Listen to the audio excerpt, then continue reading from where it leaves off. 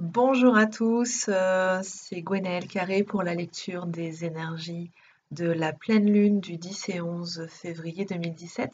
Je suis vraiment ravie de vous retrouver en vidéo, ça faisait longtemps. Ce début du mois de février a été intense, vraiment extrêmement chargé professionnellement, personnellement aussi par plein d'événements, plein d'activités. C'est pourquoi vous n'aviez pas jusqu'à ce jour encore reçu les prévisions énergétiques du mois de février. Toutes mes excuses. J'avais juste besoin de prendre du temps pour moi parce que décidément ça brasse beaucoup. Alors, un début du mois de février qui a été placé sous le signe de la pétillance. Euh, Ça fait un petit peu comme plein de petites bulles qui explosent de tous les côtés. C'est assez joyeux. On a des fois des petites bulles qui sont un peu plus tristounes.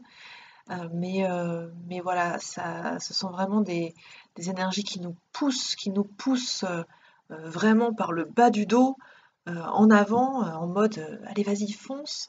Et on aurait tendance à avoir envie que les choses aillent vite, à avoir envie d'initier de nouveaux projets. Et puis malgré tout, l'énergie n'est pas encore complètement à la concrétisation. Alors on peut être assez frustré finalement.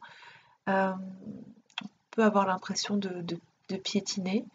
Alors, quand on a l'impression de piétiner, du coup, frustration, forcément. Et puis quand on a vraiment l'impression que tout est à l'arrêt, c'est vrai que il y a pas mal de gens dans mon entourage, des gens que je croise, y compris en consultation, pour qui c'est un peu difficile parce que ça fait déjà une paire d'années, une paire de mois qu'on leur dit vous inquiétez pas, ça va bouger, ça va avancer, et puis ben, malgré tout, ça va pas si vite que ça parce que la matière c'est quand même quelque chose de lourd à pousser, et puis que le mois de février, c'est pas le mois des grands renouveaux. On plante les graines, ça démarre, mais doucement.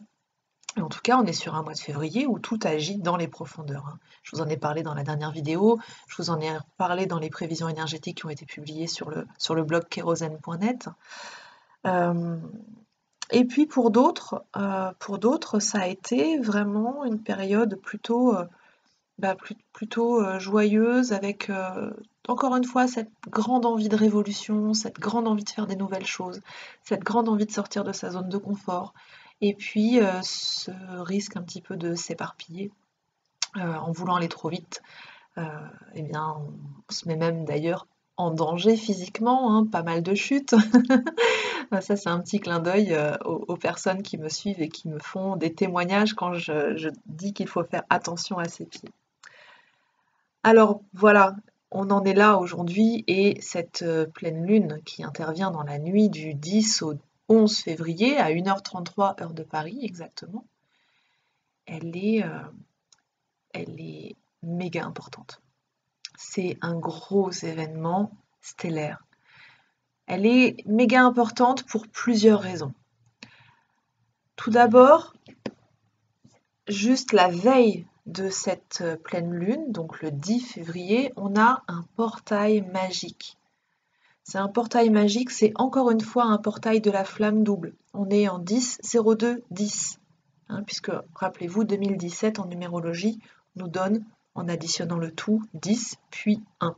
Mais je conserve le 10 parce que cette année, le 10 est assez important, notamment au regard du système des harmoniques, dont je vous mets toujours le lien dans le bandeau de commentaires en dessous. Alors, 10, 02, 10, ça nous donne le nombre maître 22. Le 22, c'est un nombre en numérologie qui est vraiment hyper important, hein. On a dans les nombres maîtres le 11, le 22, le 33, et puis après on a des nombres à 3 chiffres. Donc je ne vais pas vous faire la leçon, mais en tout cas le 22, ça fait vraiment partie des nombres extrêmement importants. Et justement, qu'est-ce que ça nous dit le 22? Alors le 22, dans les lettres hébraïques, ça nous donne la lettre Tav. Tav, elle ressemble à une chaise. Et on l'appelle l'étoile de vérité, Tav. Cette étoile de vérité, dans le portail de la flamme double, elle nous indique qu'on a un choix conscient à faire. on a un choix conscient à faire entre servir la source, se mettre au service. Je vous en ai parlé lors de la dernière vidéo qu'il fallait se mettre au travail. Donc, on a ce choix de s'aligner, de se mettre au travail, de servir la source, ou eh bien, de se centrer sur soi-même et d'utiliser nos compétences, nos dons, nos talents, nos opportunités pour nous-mêmes. Dans les deux cas, c'est tout à fait juste. Ce qu'on nous demande par contre, c'est de nous positionner et d'être parfaitement au clair. Durant ces portails tels que ceux-là qui arrivent sur les nombres mètres 22, il y a une chose qui est vraiment hyper importante, c'est que l'ego spirituel ne passe pas la porte. L'ego spirituel, c'est tout ce qu'on peut faire au nom de la spiritualité, au nom de la bien-pensance, quand on essaye d'avoir un discours hyper bienveillant, etc. Mais qu'en fait, on n'a pas vraiment travaillé sur soi et qu'on n'est pas complètement aligné avec ce qu'on raconte. Et bien là, ça va être un peu bas les masques pour tous ces gens qui font du blablabla et puis qui ne s'alignent pas vraiment. Je vous l'avais dit concernant 2017 lors d'une précédente vidéo, ça devait être en novembre ou en décembre. On arrive dans une ère où l'exemplarité n'est plus une option.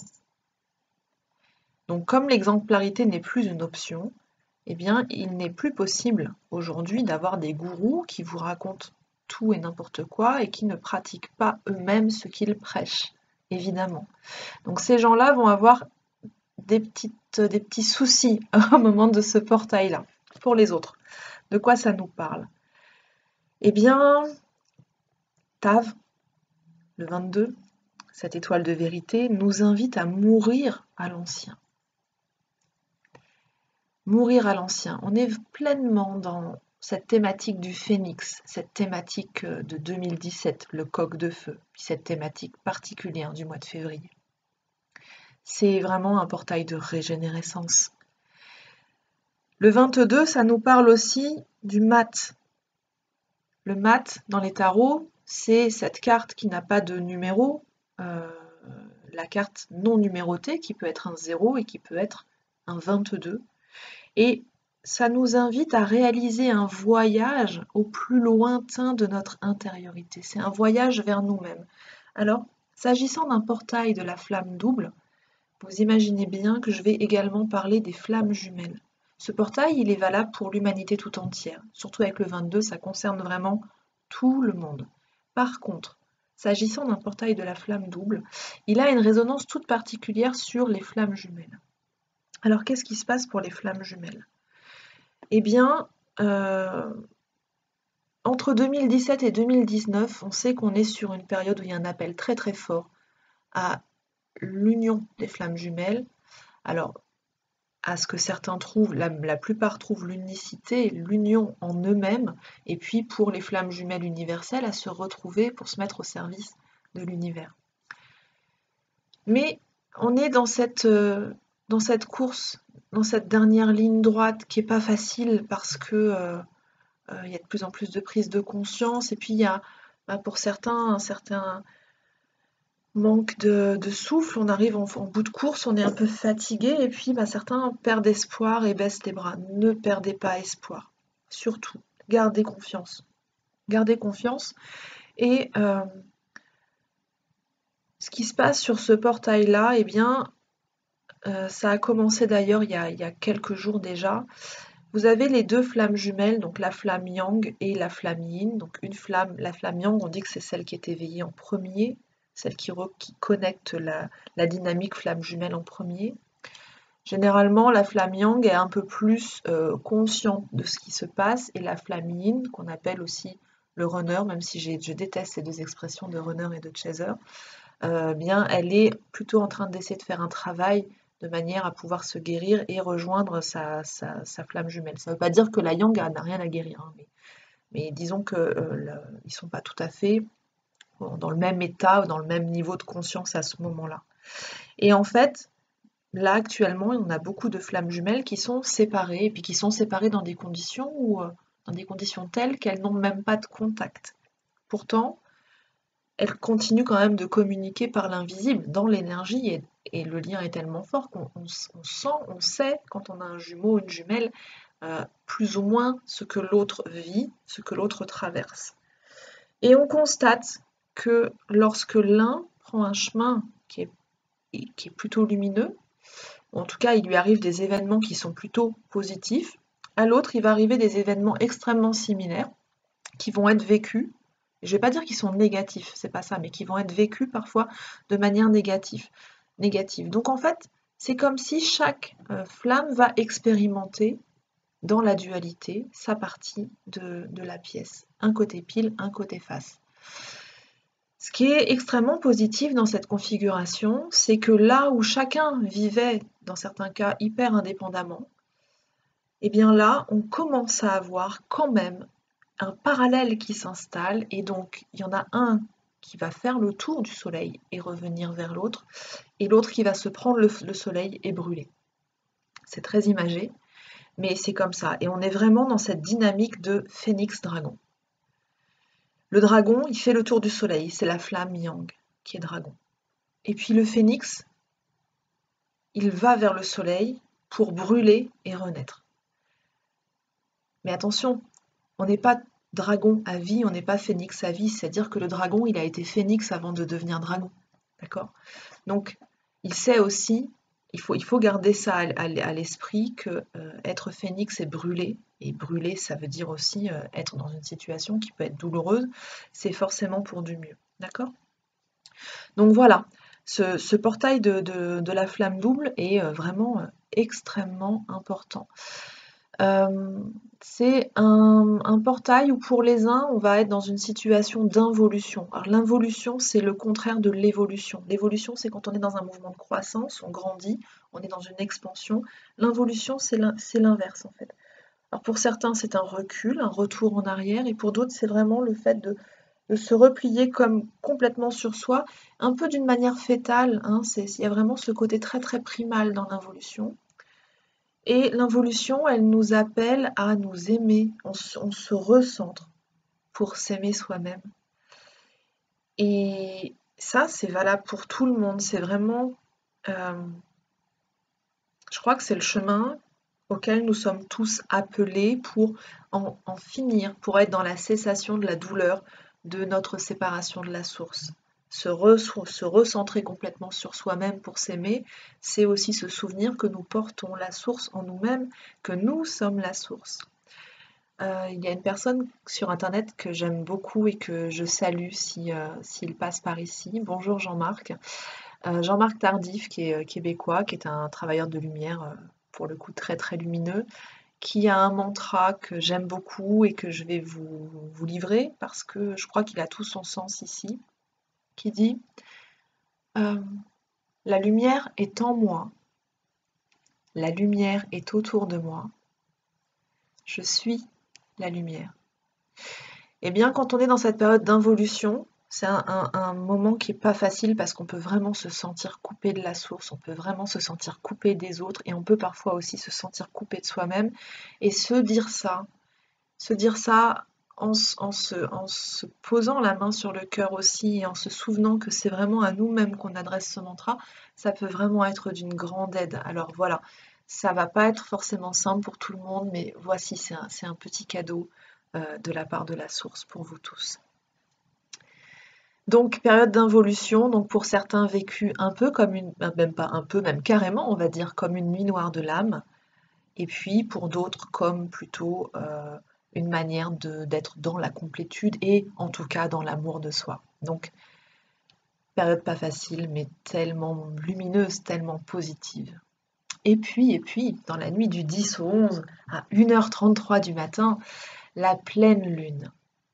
Pleine lune magnifique qui a lieu donc un 11 février.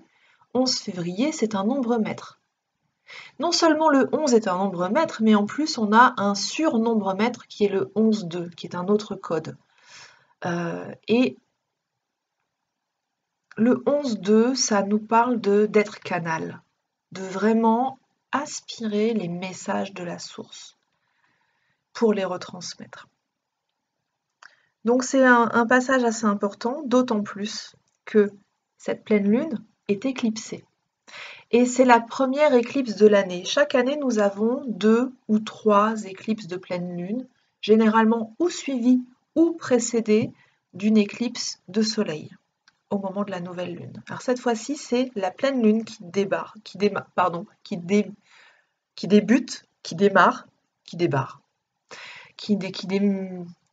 commence. On va pas y arriver. C'est donc la pleine lune qui commence à s'éclipser, qui initie le cycle. Et donc, ça résonne dans plein de directions. D'abord, ça nous initie une période de 6 mois, puisque ça ouvre vraiment cette période jusqu'à la dernière éclipse qui aura lieu le 28 août. Le 28 août, on arrive vraiment sur un portail, mais énormissime cette année. On va vraiment avoir une bascule phénoménale.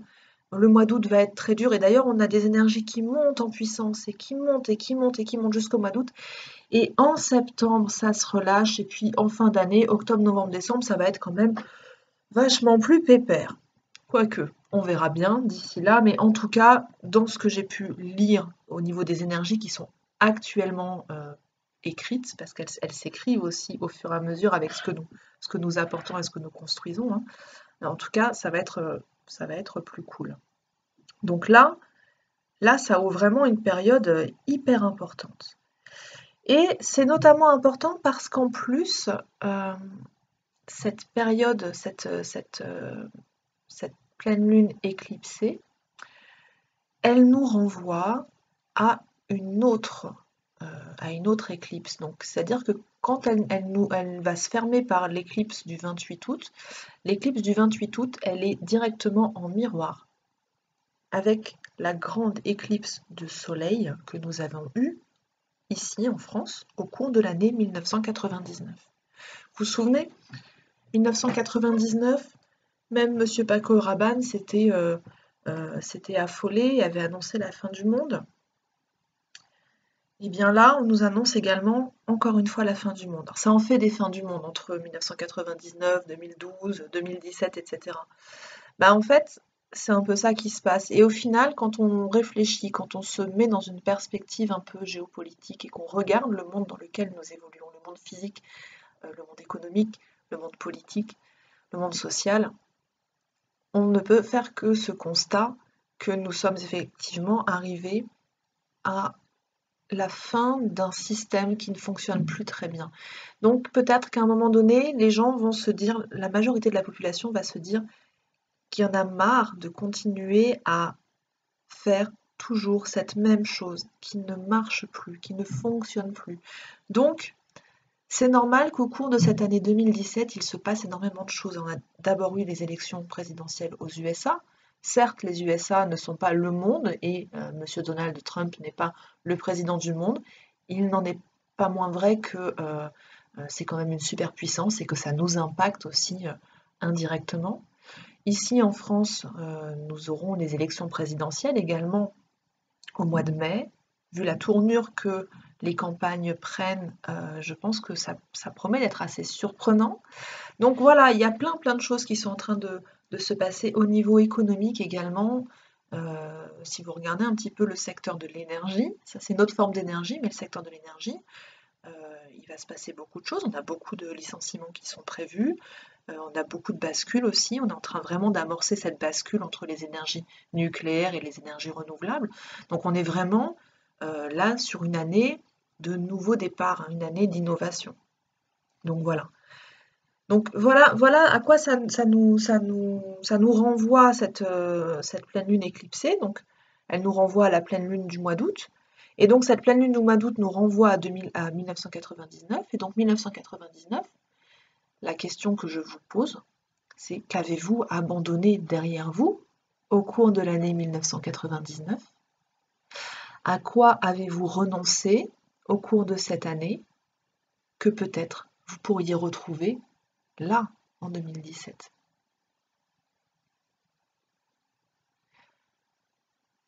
Peut-être que vous avez une réponse, peut-être pas, peut-être que vous n'étiez pas né en 99.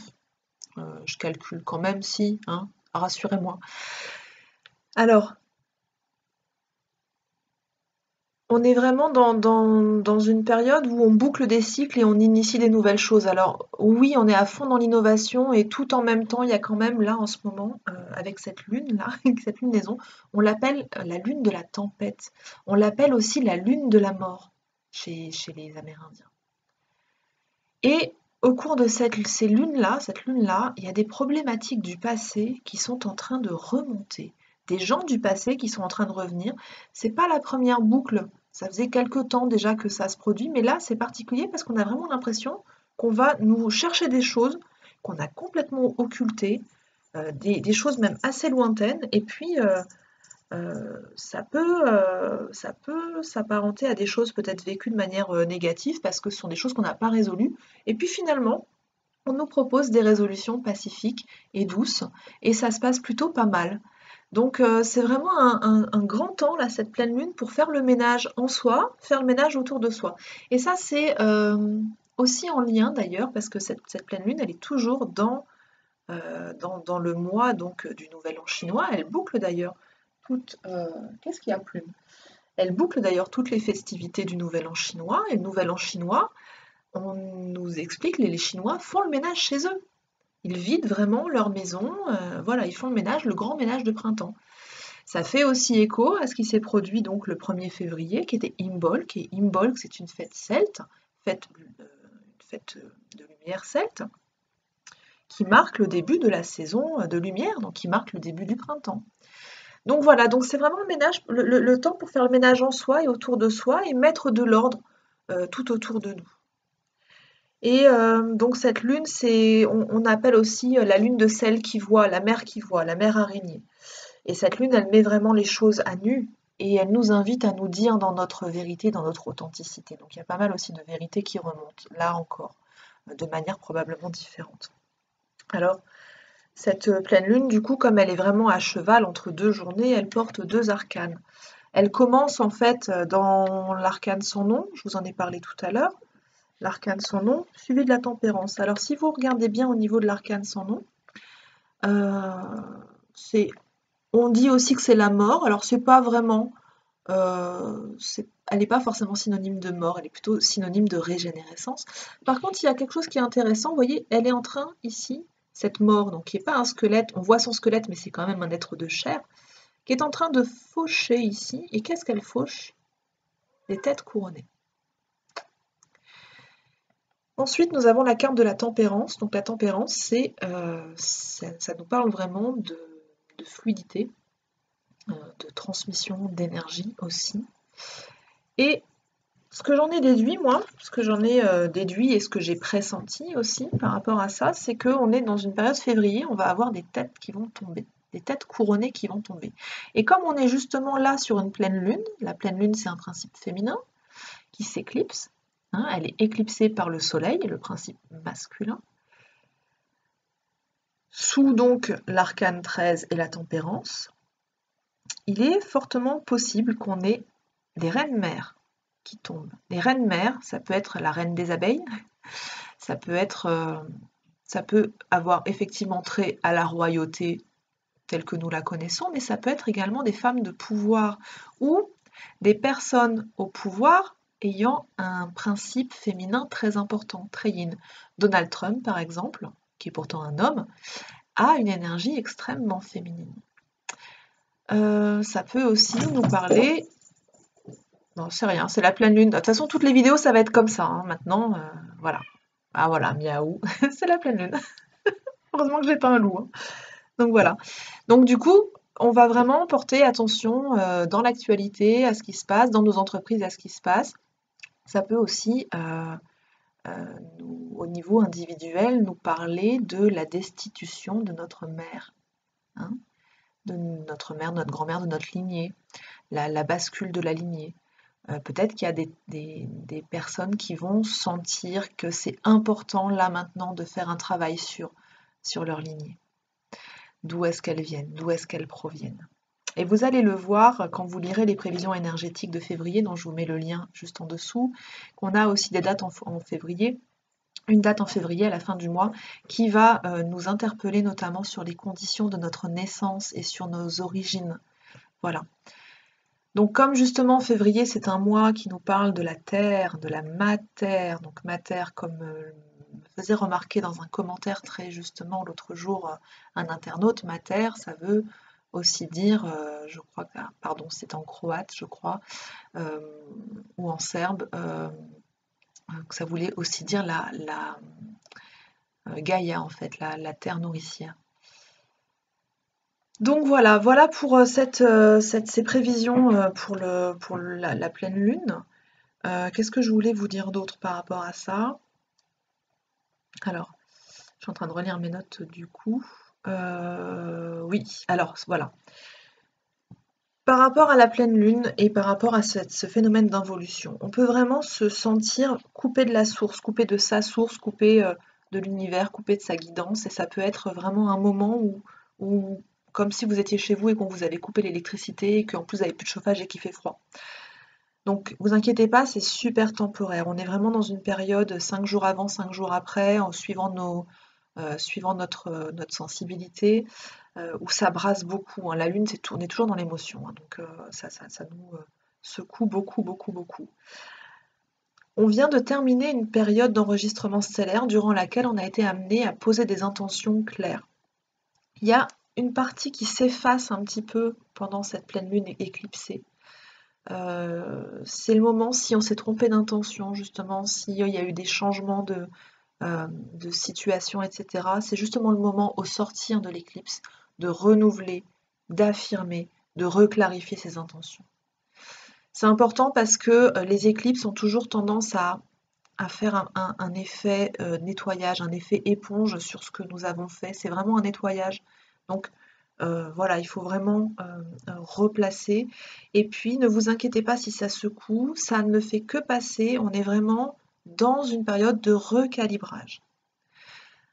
Voilà, pour cette pleine lune, je vous ai tiré une carte. Alors cette fois-ci, je ne suis pas allée chercher chez les harmoniques, mais je suis allée prendre une carte dans l'oracle bleu. Et j'ai tiré cette carte qui s'appelle les intrigues. Alors les intrigues, eh bien ça nous parle justement des choses qui se passent dans notre dos, qui sont cachées. Et ça correspond vraiment avec cette énergie du mois de février où il se passe beaucoup de choses dans les coulisses, hein. C'est très backstage comme énergie.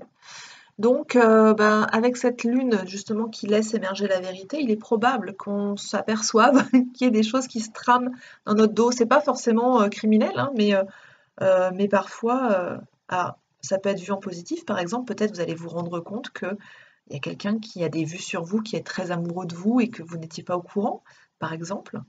Ça veut dire ça aussi, les intrigues, hein. C'est voilà, il se passe des choses dont on n'est pas pleinement au courant, c'est qu'on n'a pas le contrôle dessus.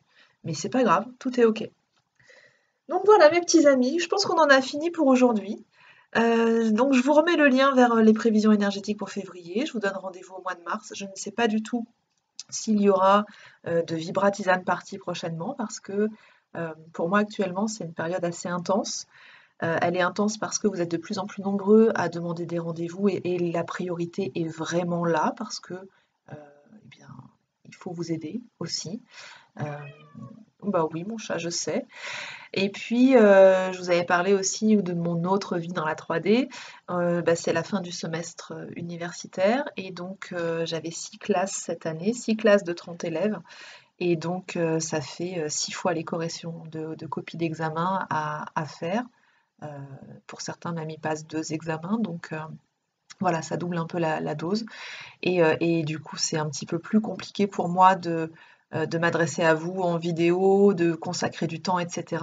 Et voilà, j'ai pas forcément très envie en ce moment de passer mes soirées jusqu'à minuit devant l'écran parce que j'ai besoin de me reposer, c'est l'hiver aussi. Mais quoi qu'il en soit, je suis toujours là et j'essaye d'être au rendez-vous chaque mois auprès de vous. En tout cas, je tenais encore une fois à vous adresser mes remerciements pour tous vos commentaires, pour tous vos messages. J'ai pas forcément le temps de répondre à tout le monde, mais le cœur y est, vraiment sincèrement. Voilà. Je vous souhaite à tous une très très très très belle pleine lune, de bonnes vacances pour ceux qui en prennent, ceux qui en prendront aussi dans les autres zones à partir de la semaine suivante. Je crois que c'est le nord qui est en vacances la semaine prochaine et le sud dans 2 semaines. Donc voilà, donc je vous embrasse très très fort. Soignez bien vos petites racines et je vous donne rendez-vous dans 2 semaines pour les prévisions énergétiques du mois de mars. Gros bisous!